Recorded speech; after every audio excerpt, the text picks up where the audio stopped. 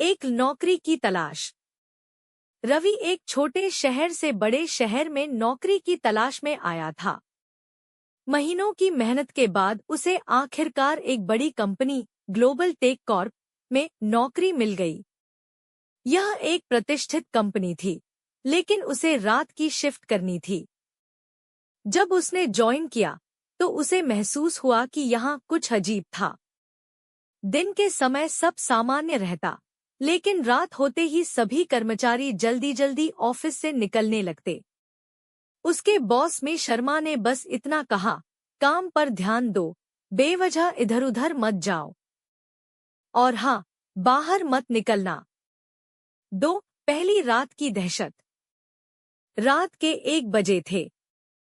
Office में केवल 5 लोग थे, रवि, सुरेश, विकास, मोहित और रोहन। अचानक लाइट 1 सेकंड के लिए बुझी और वापस आई। जब सबने देखा तो मोहित अपनी सीट पर नहीं था। अरे, मोहित कहाँ गया? रवि ने घबराकर पूछा। शायद वॉशरूम गया होगा, सुरेश ने जवाब दिया। तभी वॉशरूम से एक जोरदार चीख आई। सभी दौड़कर वहां पहुंचे। दरवाजा अंदर से बंद था। रोहन ने जोर से धक्का मारा और जैसे ही दरवाजा खुला, मोहित की लाश खून से लथपथ पड़ी थी। दीवार पर खून से लिखा था, रात की शिफ्ट मेरी है। 3 चुड़ैल का कहर। सभी के चेहरे पर डर साफ झलक रहा था। तभी अचानक ठंडी हवा चलने लगी और एक अजीब सी सरसराहट सुनाई दी। यहाँ से निकलना होगा, विकास ने कहा। लेकिन तभी उनके सामने एक औरत की परछाई उभरने लगी।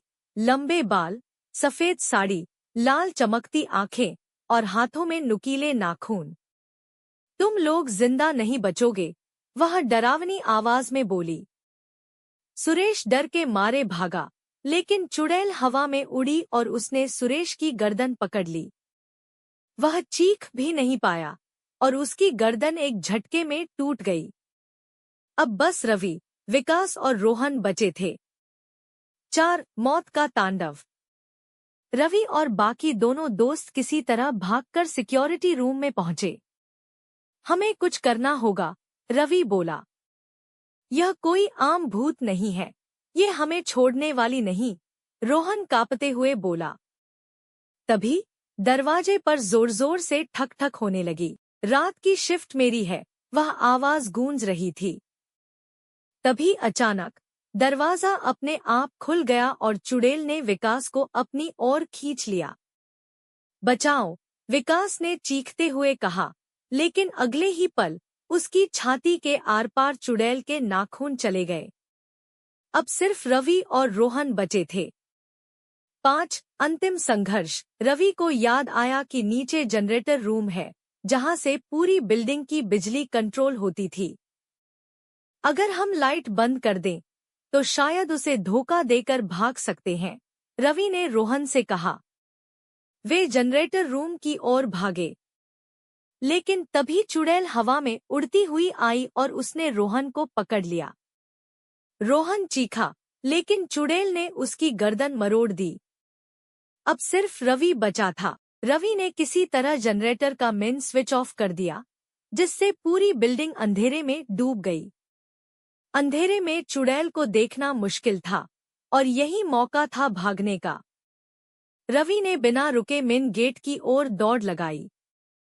चुड़ैल ने उसे पकड़ने की कोशिश की, लेकिन अंधेरे की वजह से चुड़ैल को उसकी लोकेशन का ठीक अंदाजा नहीं हो पाया। रवि ने गेट खोला और दौड़ता हुआ बाहर निकल गया। सच्चाई सामने आई। सुबह हुई और रवि किसी तरह पुलिस के पास पहुंचा। जब पुलिस ग्लोबल टेक कॉर्प पहुंची तो वहां कोई लाश नहीं मिली। क्या तुमने सपना देखा था? पुलिस ने रवि से पूछा। रवि ने गुस्से में कहा, मैं झूठ नहीं बोल रहा, वहां कुछ गलत हो रहा है।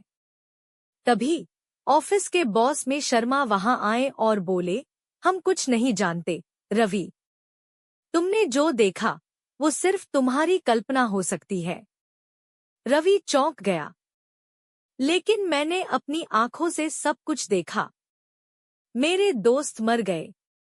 यहाँ कोई नहीं मरा, रवि, मी शर्मा ने मुस्कुराते हुए कहा और ऑफिस के दरवाजे की ओर इशारा किया। रवि ने देखा, अंदर सब कुछ सामान्य था।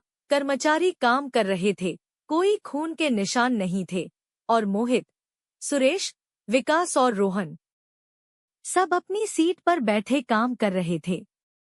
रवि के रोंगटे खड़े हो गए। तो फिर कल रात जो हुआ, वो क्या था? उसने घबराकर ऑफिस की ओर देखा, और तभी उसे शीशे में एक झलक दिखाई दी। लंबे बाल, लाल आंखें और सफेद साड़ी। रात की शिफ्ट मेरी है।